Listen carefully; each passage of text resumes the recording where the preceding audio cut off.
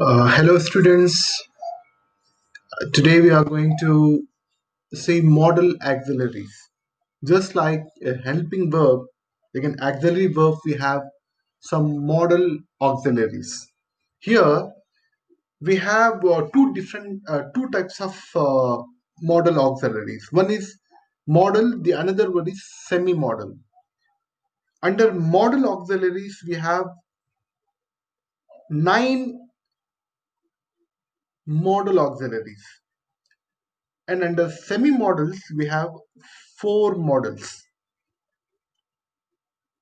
First, the word can, and this word can we can use to show or express the ability of a person, and even uh, for the request also we can use can.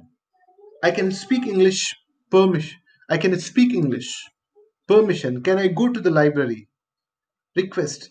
Can you wait a moment? And even for the permission, you can. You can use the word. You can use the model can. I can lend you my pen. That is an offer. So for ability, permission, request, and offer, you can use the model auxiliary can. Just keep in mind. The second one is could. It is actually the past of can. You can use in a sentence. So ability in the past, to show the ability in the past time, you can use the word could. I could speak in English. Even for the polite request, could you wait a moment, please? So, for ability in the past time and for the polite request, you can use the word could. And then may.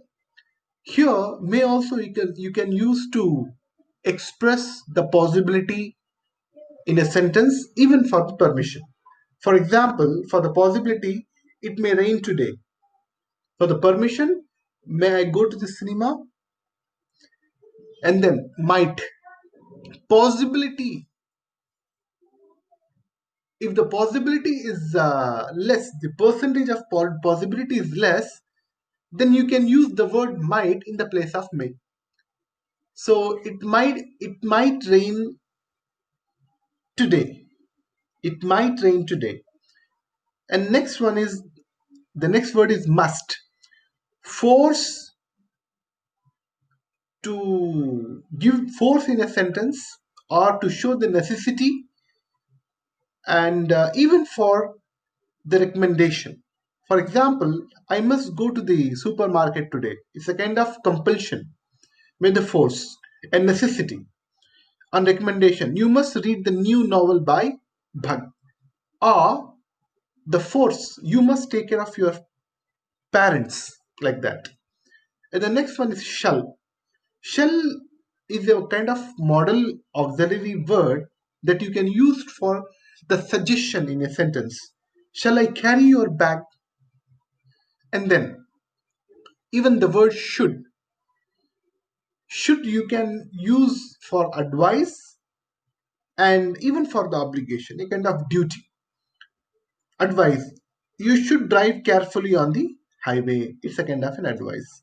Obligation. You should switch off the lights when you leave the classroom. A kind of duty you are putting in a sentence. Obligation. For the obligation and advice, you can use the modal word should. And just like that, uh, the word will, this you can use for the wishes, for the request, for the demand, even for the order, for prediction, for assumption, for spontaneous decision. If we talk about wish, request, demand, and order, the sentence can be like this: will you please shut the door? It can be a wish or a kind of request. You can see it as a kind of demand or maybe kind of an order. And then prediction. Prediction means uh, predicting, saying something about the future. prediction, assumption, speaking about the future, or saying anything about the future in advance. So I think it will rain on Friday. I think it will rain on Friday. Prediction, kind of an assumption. Then decision. Can somebody take me to the hospital? Can somebody, kind of decision? I will. And then the word would, wish, for wish and request, and even for the habits in the past time. If it is for wish and request, the sentence can be like this: would you shut the door, please? Wish or request. Or habit in the past. Sometimes he would bring me some flowers. Habits. Sometimes he would bring me some flowers. Habit in the past. Just to say that he used to bring the flowers, that is equivalent if it is in the case of a semi model. Okay. And then ought to. See, so far we have seen 9 words: can, could, must, may, might, shall, should, will, and would. So these 9 words are coming under the model auxiliaries. So the remaining 4, which I am going to discuss now, is ought to, used to, need to, and dare to. Ought to, used to, need to, and dare to. These 4 words are considered as semi-models. Ought to, where you can use this word. Duty. You ought to submit your assignment on time. For the duty. For the moral obligation, we ought to help the needy. Moral obligation. And then even for the necessity, we ought to have some furniture for the party. Used to, even for the word used to, habits in the past. My grandfather used to walk for long hours when he was young. The word used to can be used in a sentence for any activity which was done in the past for some time continuously and discontinued, and you are not doing that work anymore. So in that kind of situation, you can use the semi model used to. If I say that I used to play cricket, means I was playing cricket once upon a time and not now. And the next, need to. Necessity. I need to buy a packet of milk. Even for the moral obligation, we need to keep our environment clean. And finally, the final out of 4 semi models, the last one is dare to, for boldness and for challenge. I dare not not to go out in the dark. I dare, or if a sentence starts with how, the next word can be dare. How dare you can talk to me like this? Got my point? Just like that, you dash not bother about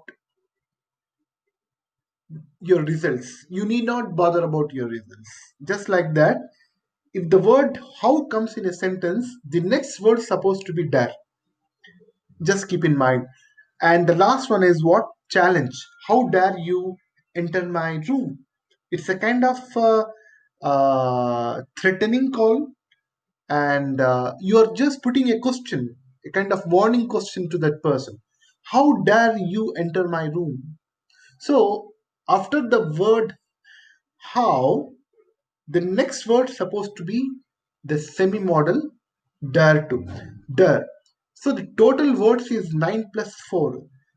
If you know 13 words and its usages, you can definitely score 2 marks in the examination. I'm going to repeat these 13 words once again For model, can, could, may, might, must, shall, should, will, and would. For semi-modal, ought to, used to, need to, dare to. So in page number 12, in page number 13, you have the model, auxiliaries, and semi-modals. Altogether, you have 13 words and its usage with a sentence exam as an example. So you go through this page once again and understand the condition behind it and try to make more and more sentences using these models and semi-models for your practice purpose.